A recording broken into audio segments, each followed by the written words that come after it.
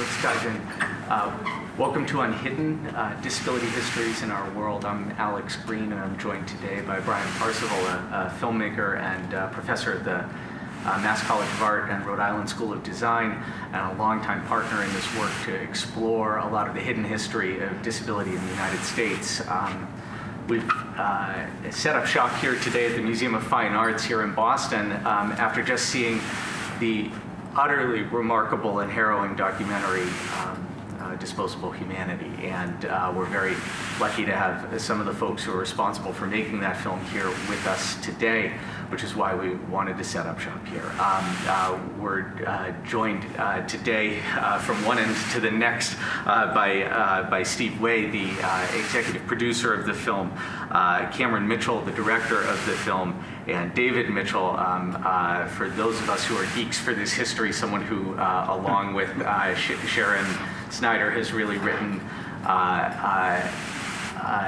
not just the content, but the pathway for so many of us to understand how to reckon with these histories and perceive them in the present day. So it's just an honor to be with the three of you today and to hear a little bit more about the film, which I really hope folks will go see. It was arresting to see. It was shocking. There were things I never knew in this before, and it begs a lot of questions to our world. I wonder if, just as a starting place, you can just share a little bit about what this film is about and how this came to be made, which seems integral at the same time. Yeah, so Disposable Humanity, do you want me to talk to you? It's whatever you like. Okay. I am an academic. Okay. Yeah, Disposable Humanity is a film about my family's investigation of the Nazi Action T4 program and the history and memory of that. So it's specifically a meditation on how disabled people have been memorialized as victims of the Nazi Action T4 program, which for the uninitiated, T4 stands for Tiergartenstrasse 4, which is the address of the administrative building, which was a dispossessed Jewish villa that the Nazis occupied, where they would grade medical forms, 3 physicians in a row, one after the other, with a red plus if you were to be killed or a blue minus if you were to live. And so Action T4 is the name of the unofficial program, which was a piece of paper that sat unsigned in Hitler's desk, but was used as a sign of authorization to show to other doctors to give them permission to kill disabled people during the Third Reich and before the Holocaust, as well as during and after. You make the argument that this really is the way that we need to see the Holocaust more fully. Between 1939 and 1945, as I understand it now from your film, 300,000 people, disabled people, killed by the Nazis. Words are always such a huge underpinning of this work and what they mean. And I know that I was always told that that the program was intended for people with psychiatric illnesses, with mental illness like mine. It seems like that definition is much more expansive in the way the film reveals this. And I wonder if you could share a little bit more about what they meant by psychiatrically disabled and who were the people who were actually targeted in this and killed. Yeah, but I really quickly, I think that connotation comes from the idea that these killings occurred in psychiatric institutions. So the primary targets or victims, or the majority, were people with mental illnesses. But this, sterilization law includes deafness, blindness, hereditary disabilities, right? Anything that could be inherited. And so once you understand that the Holocaust was really an imagining of a type of world without certain types of people in it, it kind of changes how you approach it, right? Because this targeting was done behind 4 walls of institutions. That's how it was created. And even with that hidden disappearing of people in institutions, they still made propaganda to shore up the support. So even though it wasn't visible, they still saw the importance of sowing that seed in the general public, that Germany was taking too good care of disabled people, and that they were living in mansions, in these mansions, institutions, while the German working poor were living in hovels. So that the role of the institution cannot be understated in T4. It's very important, but it was a very wide, expansive net of who was being targeted. The question, I think, is really important and not well understood at all, because the concept of feeble-mindedness at the time engulfed almost everything within its path that Nazis chose to. And people who were institutionalized in psychiatric institutions at the time were people who had congenital disabilities, physical disabilities, blind, deaf people. So it was quite a multiplication. I think that one of the things the film tries to show is that people who were targeted and killed by and large were places where those conditions overlapped in the Nazi mindset. So the basis of being killed in a psychiatric institution killing was that you were seen as no longer productive. You couldn't not just work out in the public world, but you couldn't work in the institution in order to keep the institution itself providing for itself, so that it wasn't a drain on the economy in a general sense. So I think that there's a really important concept. And I think where the film reaches a breathtaking and arresting point beyond the pale of even, I think, what I could have imagined, having seen a lot of bad stuff in these histories over the years, is your comment in there that there's the rumor that even the ashes of these disabled folks after they were incinerated were used potentially to on the crops to fertilize the ground of the grounds of the institution where they were killed. Fertilize the grounds of the institution. Yeah. That's one of about 1,000 reasons that I could see in the last couple of hours of why it's important to have a disability lens on this material, and why it matters not just that it's a film about disabled people, but it's by disabled people. And it sounds like your sister Emma was involved in this along with your mother. But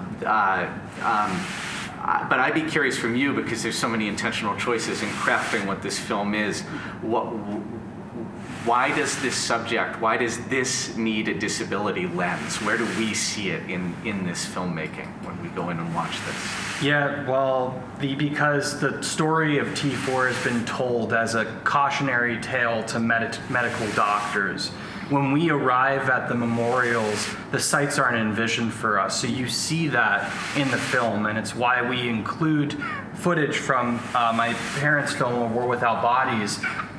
Because it's really important to understand the chronology of memorial, how long it took to get to the point of memorialization for victims of Action T4. The main T4 monument, or what we see as the main, right? Because Berlin is treated as the memorial center of the Holocaust. In a way, it's become the center of remembrance, even though Germany itself is actually a bit decentralized in terms of how it memorializes things.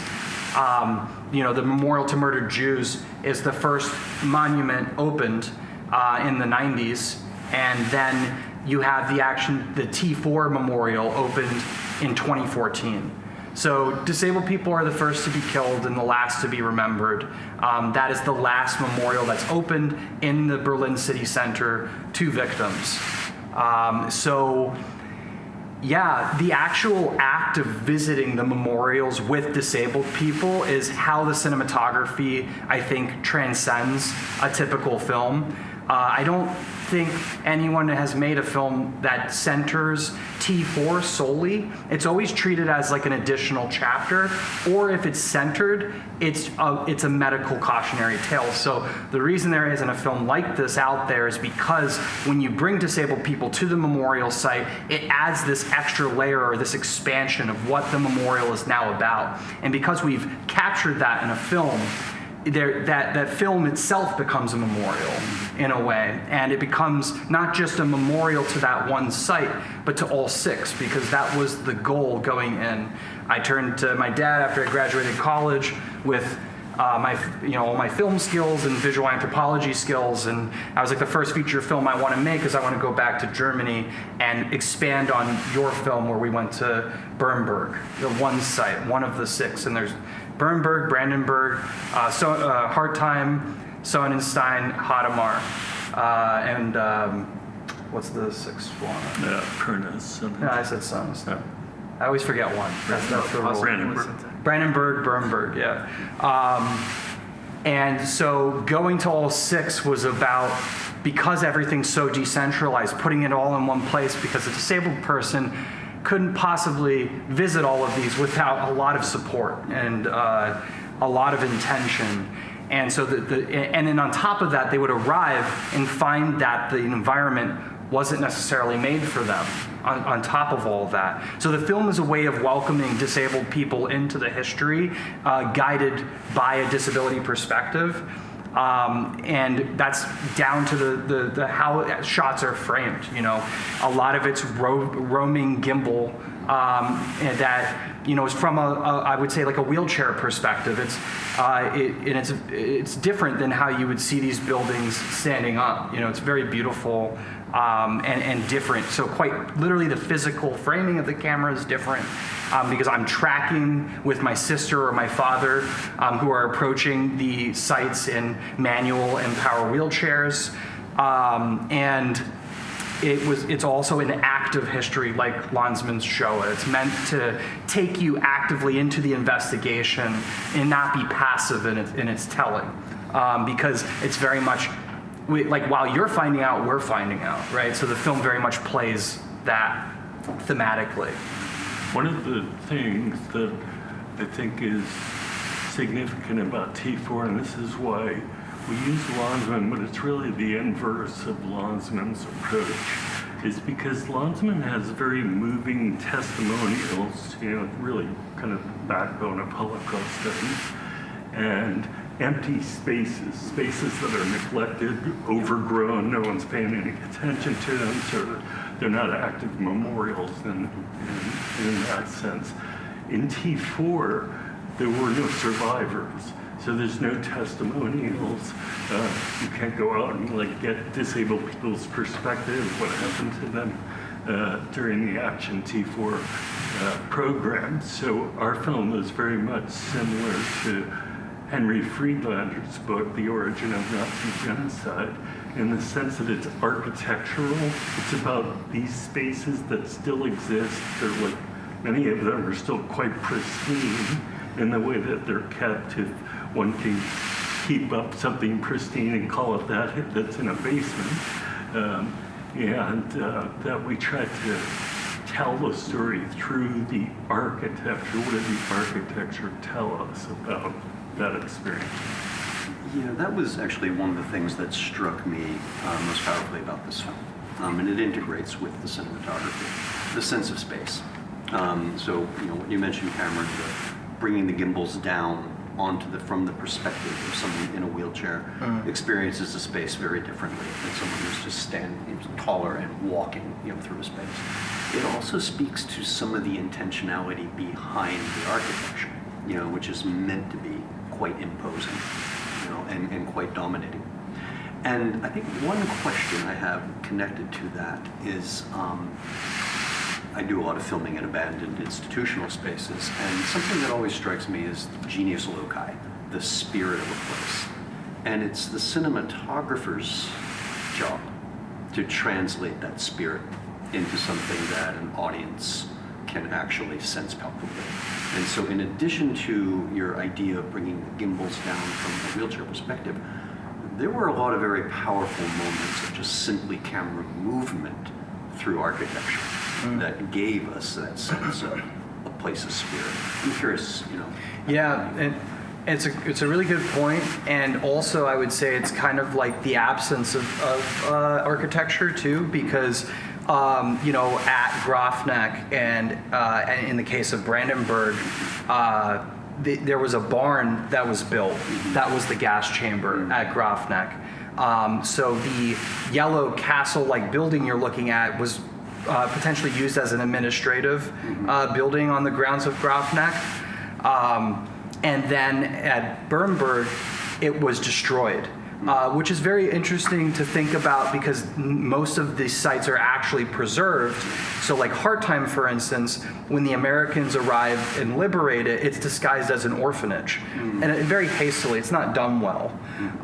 So there wasn't, unlike Auschwitz-Birkenau, there wasn't a lot of effort made to destroy or destruct the evidence of T4. They didn't. I think the Nazis felt like they didn't need to hide it, actually, that they would be forgiven for those crimes. And they were right, because they weren't tried for their crimes against disabled people. Nurses stand trial at the Nuremberg trials, which there are thousands of them, which, there's a film right now called Nuremberg, which perpetuates the myth that Nuremberg is this singular courtroom, and it's actually much more complicated than that. And we highlight Leon Jaworski because of that, because the Hadamar murder mill trial establishes actually the effective prosecution that successfully tries and prosecutes doctors. He does that, by showing all staff are complicit in the assembly line of mass death, right? Yeah, it all matters, and there's a lot of, the film carries so much in it, and you can choose I think there's a different experience watching it every time. You pull out something different, you have a slightly different perspective, because there's so many angles you can approach it from and so many specific details, but nothing contains that other than the cinematographic image, right, itself. So you can approach Grafneck and you can think about the absence of the barn, or you can think about the imposing structure itself of the administrative building. And those are all valid interpretations, right? So these are spaces that hold a lot of palimpsest, a lot of historical palimpsest, a lot of layering, a lot of information at once. One of the things, Sharon and I spend a lot of time bringing our classes to Germany on study abroad programs. And one of the things that always kind of wrecks students' concept of things is that these memorials exist within operating psychiatric institutions. So you have to go to the institution, and then you have to go to the memorial, which is ensconced within the institution. And I think what happens is they have this uncanny understanding of the sense that what does it mean to memorialize deaths of people who are in the psychiatric institution now, would have been killed in the 1940s. So that was a key question we asked everybody we went and spoke with. I think having been institutionalized before, like the concept of that is so horrifying to me, and also so true. I think there's just an honesty to it that's really brutal, but almost needed. Of like, no, this is what this means. This is exactly. These are the same systems, and they're all part of the same thing. I want to come back to that in a moment, of this idea of a built world and who builds it. But with what you were saying, Cameron, I'm curious. Like, Steve, your job is to see where this will connect with other people, it seems to me, and understand why that's going to be salient with other folks. And so this question of every time you see it, you see something different in it. As the filmmakers, as the audience, I can imagine that will be true the number of times that I will see it down the road. But what was the first thing that you took from this, that distilled point where you thought, this, as a disabled person in America, this is what audiences need to connect with and will connect with, that you took from it? For me personally, I was offended that our education system has failed us. especially with disabled people. I've been learning about the Holocaust since 7th grade. Since I was 12. I had no idea. We're not talking about this. And it really shows how much we don't teach disabled history at all. At the end of the film, it says that the Holocaust is disabled history, and it must be taught as such. You can't leave out not just one major group, but the first group. Because when you do that, you value the tragedies and the horrificness of what happened. The irony that the man who murdered disabled children was eventually deemed unfit to stand trial because he's too old, because he himself became disabled. For this man who received mercy for being disabled gave none to children. It's just so cruel and unjust. That happened in 1988, 2 years before I was born. And it shows that nothing has fundamentally changed. We are still treating disabled people as less than others. We are still systematically murdering disabled people. And even though we're not doing it with gas chambers, we are doing it through austerity cuts to healthcare and social services. It's all the same process, but it just looks different. And there was a woman in the audience today that pointed out that the AFD themselves have said it's time for Germany to move on from the past. And, I thought Elon Musk had just said that to a room of AFD party members, but that's a slogan line of the party themselves. And so this film, the tagline is "Remembrance is Resistance." And I don't think it's been any clearer than now what that means, because you cannot move on from the past if you don't even understand how it started. That's it, and I think so much of what both of you are saying that struck me is this assertion that needs to continuously happen, that this history, this experience of prejudice that so many people simply express and possess is actually something built and that was delivered to them. And that there are things we need to know about how that was built if we're going to undo that.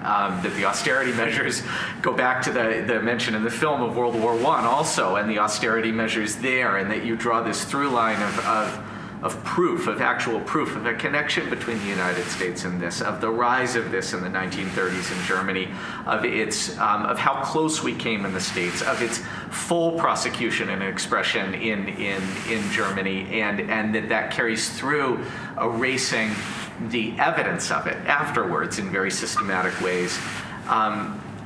It seemed to me like throughout the film there were moments where you had wayfinders who were people who you mentioned who were regular folks who knew this was wrong and were doing little bits that they could do, whether it was the community in Berlin insisting, it sounds like, that they have the memorial because the government wouldn't do it. There's the man on the bicycle who leads you to a mass burying ground, the shirtless man driving you through the woods, who seems to be the only one who knows where it actually is. That there were community members when the Americans showed up in one of these towns who said they're killing people up on this hill.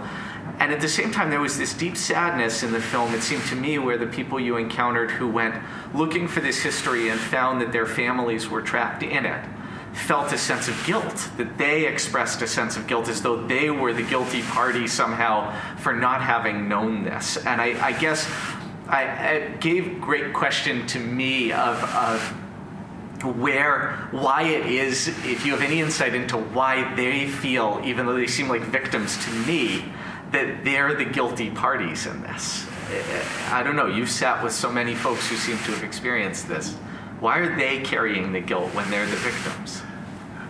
For me, there are some examples of people who feel guilt about not having gone and investigated and understood what happened to their family members. They just knew in a kind of general way about their deaths in the T4 program.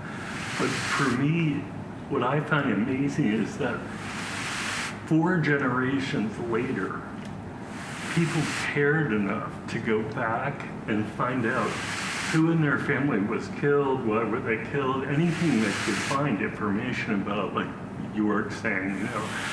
If you look at the medical record, there's nothing there. It's not like, what kind of food did he like? You know, what was his favorite stuffed animal? Yeah, I was actually going to say, I don't interpret that as guilt. It's actually that, like, you're trying to connect. Andy trying to connect, trying to imagine this person that's been removed from the historical record book. And that's actually an incredible act of love, to sit and to meditate and to imagine upon what this person could be like when there's nothing left of them. Because that's how effective and how successful the Nazi Action T4 program was at removing people. It literally reduced them to medical temperature charts.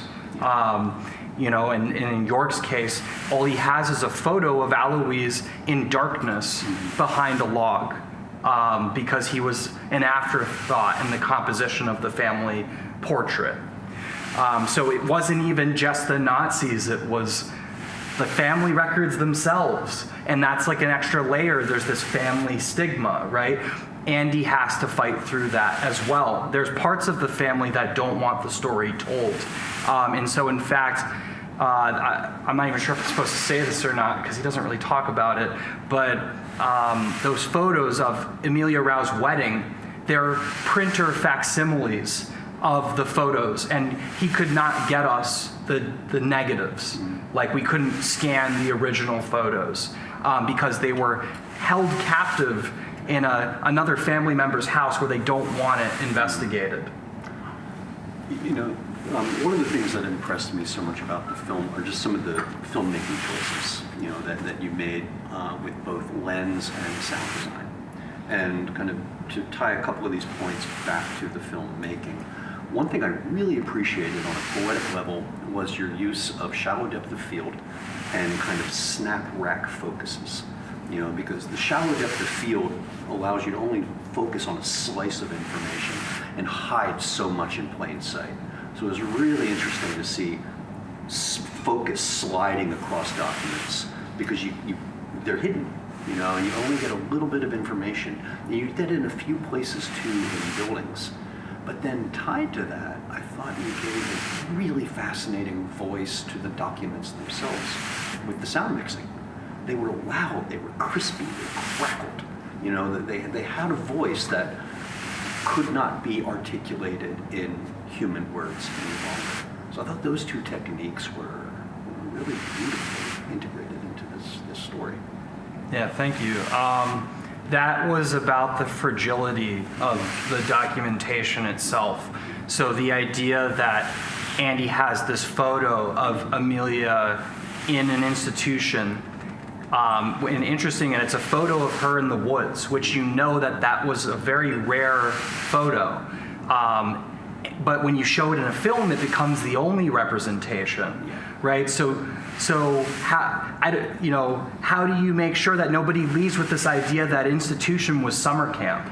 You know, you make it smaller in the frame. You make it so that it's about him holding the photo and his relationship to that photo.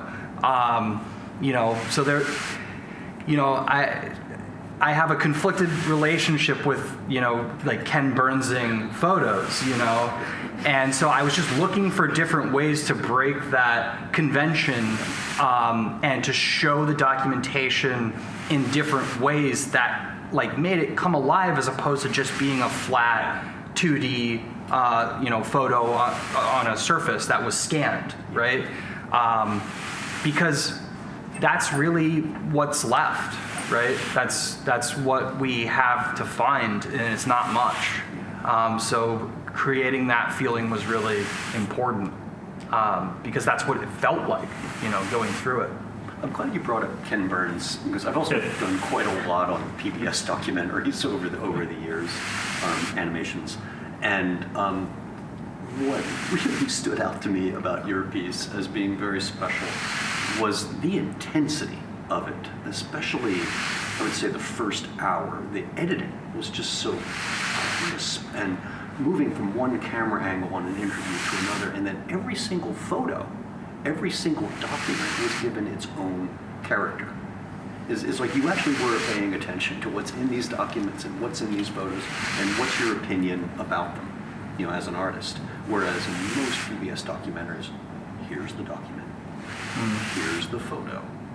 I realize there's a logic to it, but there was a life, I thought, to the way you had it in this I film. think also, for me, and Cameron, this is very much Cameron's film, I think. But for me, those textual documents, they are aesthetic objects in and of itself. And one falls in love with the document itself, even if it contains such scant information. And I think the film tries to bring out the nature of how interesting it is to look at, a medical record of somebody that has almost no information of relevance or significance about them. And when we, this is really important, the way we first experienced T4 in America, my dad and I, is we go to the United States Holocaust Memorial Museum, and for years, they had one exhibit on T4 that was in the corner of a room, and it was a medical bed and a jacket. And that was it. And that was your representation of T4 in the Holocaust. And then the jacket that you see, this is like a bit of behind the scenes, but the jacket that they open in Hard Time is the same jacket that they hung in the United States Holocaust Museum. And so they chose to hide it. They chose to put it in a box because they didn't want to focus on the perpetrator, right? So personally, for me as the filmmaker, that was so deep. And for a long time, I wanted the opening of the film to be that T4 exhibit in the museum.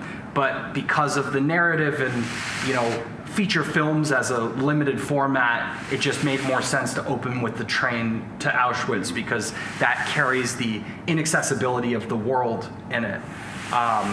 Which I know it's a very important scene for you. Yeah, because it's just the thrill of the movie. Where nothing's changed. Where the fact that in the 21st century, in a major European country, there's no wheelchair access to public transportation that takes you to this memorial that is also not accessible. And the irony that disabled people did not physically access a memorial site to their own history is just so laughable and evil to deny us of our own history. But we don't talk about it. But to your point about the photographs and the medical charts being characters, they have to be. Because it's literally the only way to humanize these people. It's all that's left. So they have to be characters for these artifacts, these physical sources must be transformed into characters because it's all that they have. But the ashes that these families were received weren't even their own people. It's not even their own family members. All they have left are pieces of paper. And themselves, right? Right.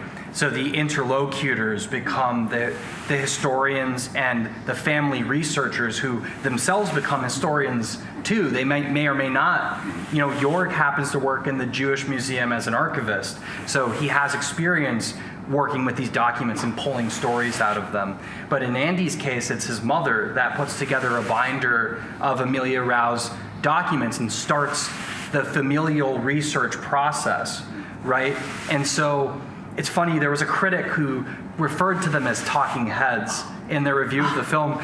And yeah, that's fair, they're sitting, but I intentionally focused on letting their emotions develop on camera so that you can see how much they care about telling the story. Because that is the documents and the medical charts and that's what we have left. And the accumulation of each one of these things is assembles to me to the word fact. Like, this is the proof that resists maybe coming back, not to single him out, but he really has created a narrative style, the Ken Burnsification of these sorts of things, which we certainly see in the writing of American history as well. And I had one of our great American historians who wrote a big sweeping history book of the country, and I remember saying, where are the disabled people in your book? Tell me about them. And they scrambled like nothing else and covered for some footnoted mention, and we're not in there. And I remember thinking at the moment, where is the resistance to this? It is in the accumulation of each of these things that takes on this energy that resists the whitewash and the wiping of this history away, when there is this, you're right, evil push to keep us from these places. I have to say that where we've gone through so many of these sites and we've seen what's being done to them in America, the mini golf course on a site of major atrocity was arresting for a number of reasons. One of which is that when I went to view the site where the mother and baby home of Tomb is in Ireland, where there are 798, I believe, children buried in a throne in a septic tank behind this building. Next to it is a basketball court. It was under a playground.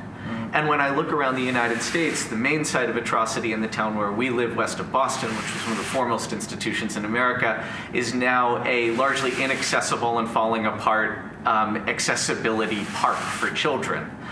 These are sites for light shows for people to go through. There seems to be an impulse for entertainment in this. It's the Ground Zero gift shop. Say that again? The gift shop at Ground Zero. Yeah. The gift shop at Ground Zero, 100%. For towers. Right?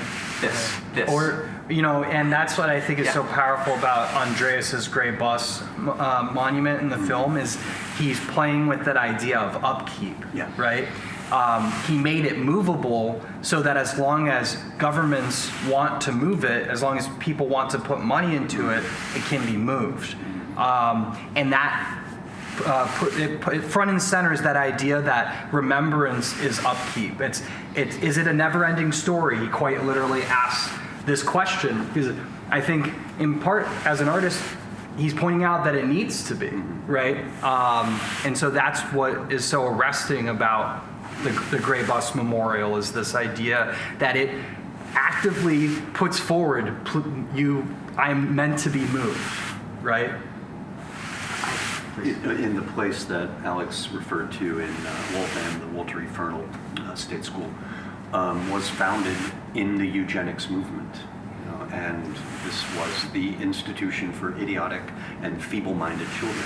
And this is where it is now home to a mini golf course and an mostly inaccessible park and a whitewashing of the institution's history. It is also a segregated playground. So no other park in our city was made accessible with the $9 million spent to build this segregated special education park that is likely on ground where there were human remains that we will now never find. So it was an act of violence every step along the way for this that was very, very, I think part of what I love in this film is the propulsiveness that Brian's describing is an indictment of the intentionality of the cover-up. And I think so many of us have been dancing for years around whether or not it's okay to use the word cover-up for what is so blatantly and clearly a cover-up. I think it goes beyond that. It's not just a cover-up. It's an erasure. For disabled people, I've been talking about disability erasure for decades. When we talk about Holocaust survivors, we talk about the bravery and the significance and the weight that comes with that. And there are few left. And that's why I hear them. I hear their stories. It's so important. But we never talk about T4 survivors because there are none. So I have a question along those lines, actually, that maybe goes, I don't mean to cut in because you seem ready to say something, but maybe this helps inform it. And I brought this today, so this is from, because as Jews, we come down with these things, right? You get these stories and you're told to carry this weight. So this was given to me by a relative to my mother when I was born, who was sterilized by Joseph Mengele. Who was the doctor at the head of all of these gruesome, or the scientist at the head of so much of the gruesome ideology and enactment of it by the Nazis. And I think a lot about this because she was sterilized. She lived a full life. She was able to get out of Germany. And she wanted us to remember things. And I've been thinking for a couple of days now that these things only change when we see a film like this, if we change the narratives we tell. So her story is not just a Jewish concentration camp story. There's something in this sterilization that is a disability history of this. And I'm curious to hear from you, when we change that narrative, when I tell my nieces and nephews about this, what's that story become of this individual based on what we know from this film? I think the important part, and why we keep coming to the observation of erasure, is that the Nazi project was literally to make a species extinction occur. So the kinds of people were no longer understood to exist on the earth. And I think that's one of the things that the film tries to do, which is to refuse the logic of that kind of erasure. Even the fact of the mini golf course, for instance, outside of Bernburg, or the park, the accessibility park that you're talking about, all of those things are parts of the larger erasure going on. Because the idea is that, we're tending to disable people by having these things, but in fact, the erasure has occurred to such an extent that one doesn't have to connect any of the victims or the people who experience this kind of targeting within World War II. This, sorry. Oh, no, go ahead. I'll after you. Please, you. Okay. Just back to filmmaking question or comment. I loved the music in this film, and I thought it was doing something differently than you normally get in a documentary. I thought that the film was underscored to a degree, but mostly it seemed to be in dialogue with the actual participants of the film. And I was absolutely fascinated by that. Was that an instruction you gave to your composer? I'm just curious how you worked with it. Andre Barros has worked. He was one of the first people that found us actually when we ran the Indiegogo campaign that initially started the funding for the film in 2016.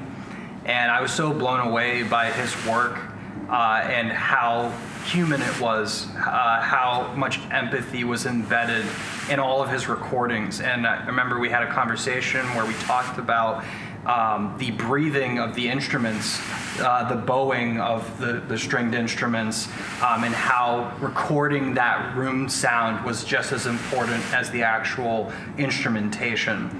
And that very much plays into, for instance, when Christian Marx shows us the lines in the wall where the gas chamber once stood.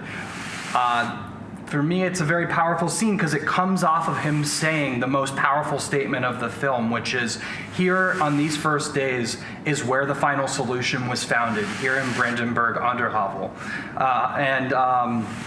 And then you go from that big statement, right, to nothing, to flattened ground, to complete gravel. except for these white stones that students have left with names of victims on them. And the music during that scene is very important because you have this quick string run right when he's talking about the measurement from here to here. So it advises, it is a bit, it guides the audience to lock in that this is important. It's important to understand that the measurements are what we have left, right?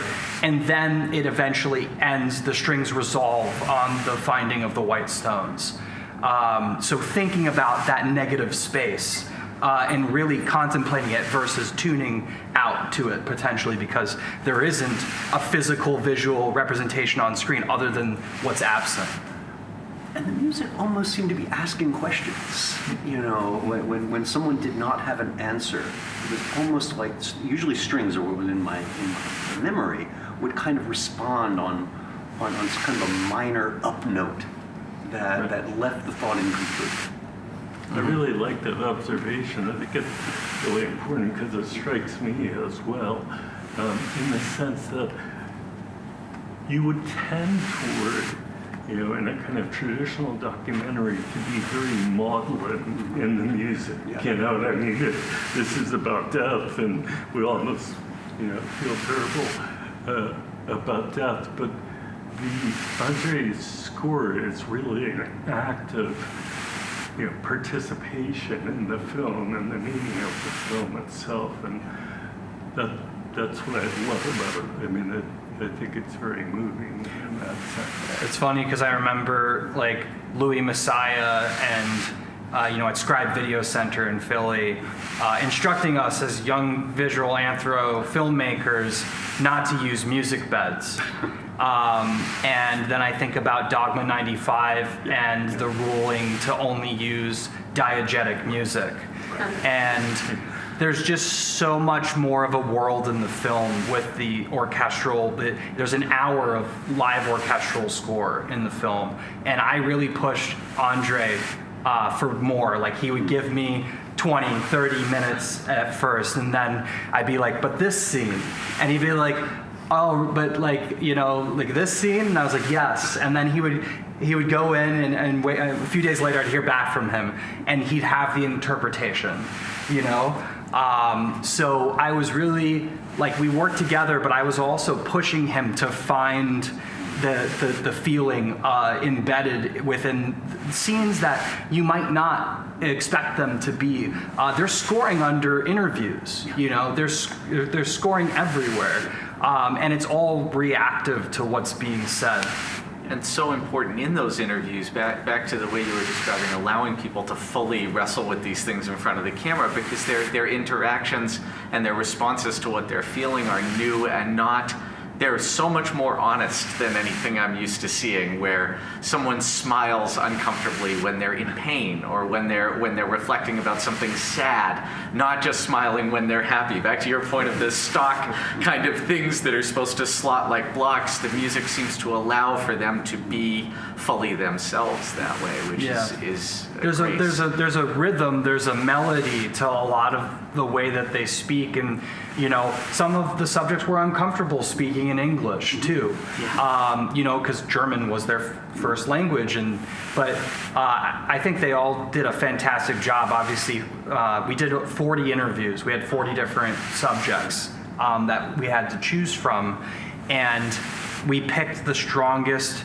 most human, empathetic, connecting subjects, because that is they carried all of the rhythm, the undertone of the film.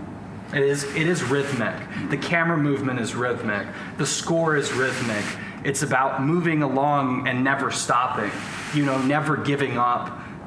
Always looking towards rather than away. Yeah. I remember in one Q&A, someone made the comment, "Oh, it's really a great film, but it's too bad that people who speak German, have such broken English." And I was like, That's the thing I like most about the film. I like the idea that people who are from the cultures that this affected in the most direct way are the tellers of the story as well. And read that back into disability. Like, so do I not want to hear someone whose speech is impacted by their disability and is so essential to the character of who they are and how they sound, and what else do we not want to hear? Right. Like, where does this go? Language as disability, right? Like having a second language as a disability or a communication disability potentially. But like also them having to translate it and think through it, I think leads to less rehearsal. Yeah. And I'm really big on not giving subjects questions ahead of time. I want their first response. I don't, like, I need that option always, because it's usually the best option versus the rehearsed, thought about answer.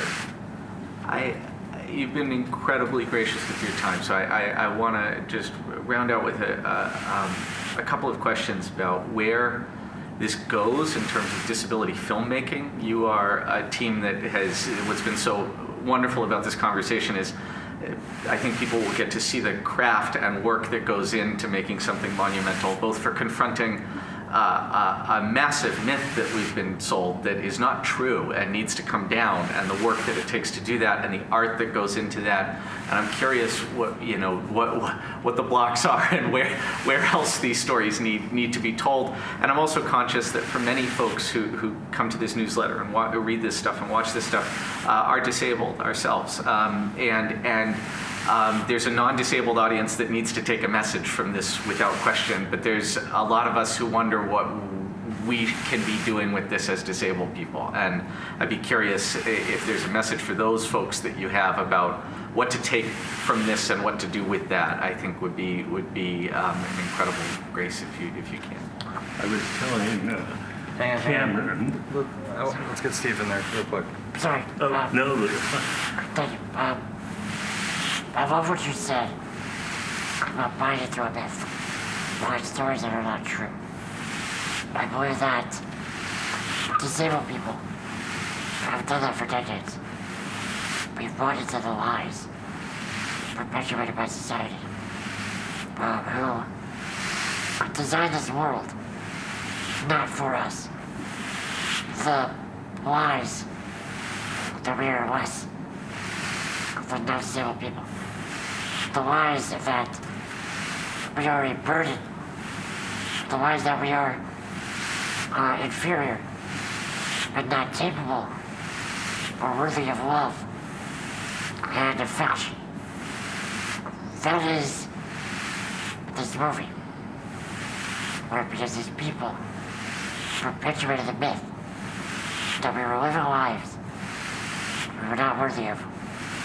And those lies are still being perpetuated by our government today. We don't pay taxes. We are the cause of disasters. That we are not worthy of food or health care. So in order to rise up and say no, and fight back, we must first look at ourselves as disabled individuals and say we will no longer believe those lies. We are worthy. We are strong. We are empowered. We are beautiful. We are just like everyone else. But until that happens, we cannot have the fundamental change that we deserve. I was telling Cameron, I was like, we have to come up with a new name for the kind of film it says. And I was saying, it's really cinematic verite. It is on site, and as it happens in front of the camera as the action unfolds.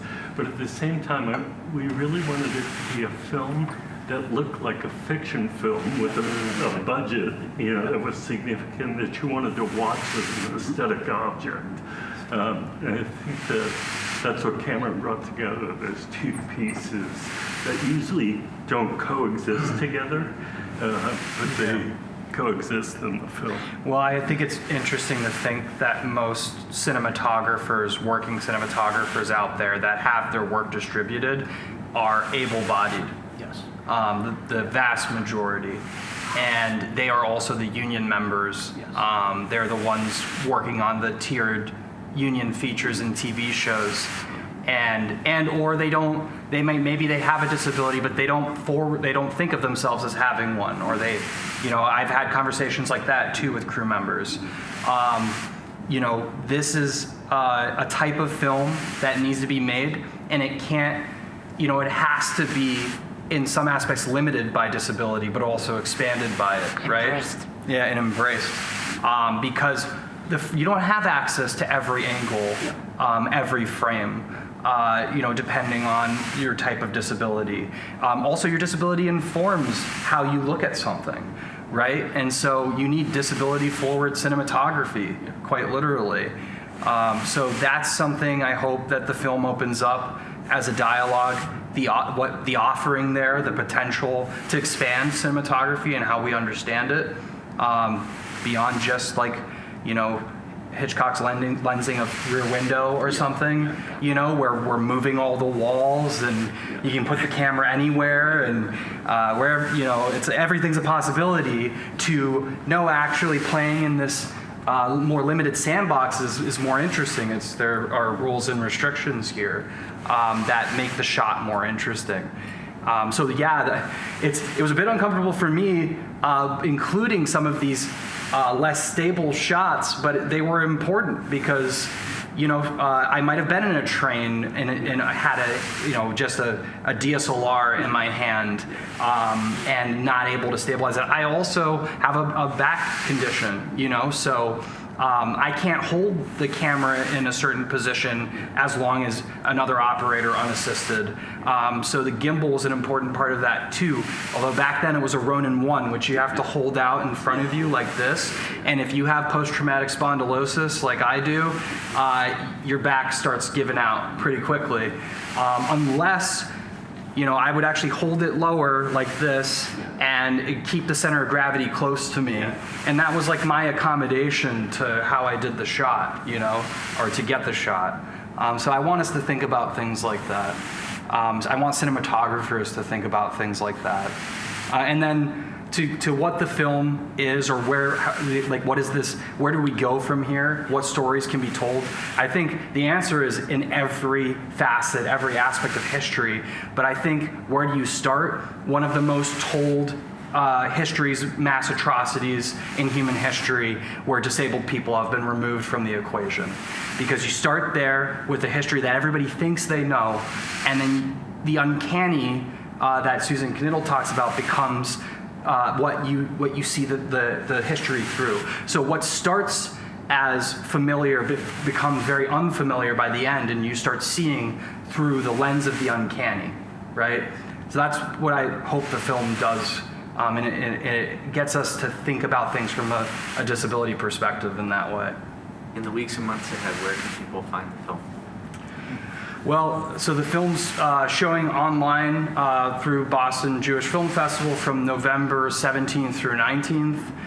So that's an opportunity. And then we have some things coming up in January and February that we can't yet announce. But if you go to the website, disposablehumanity.com, you can sign up for the mailing list, and then you'll get notified as those things come out. And then we're also on Instagram at Disposable Humanity. Fabulous. Brian, thank you so much. Steve, Cameron, and David, and to your mother and your sister as well as part of this team, thank you so much. You can find this recording at unhidden.substack.com, and this larger archive of articles of unhidden disability histories and our world, and find ways to support work like this that makes this such a joy and pleasure to do. Thank you so much for this monumental work of humanity. Thank you. Hell yeah. Thanks, guys. Yeah.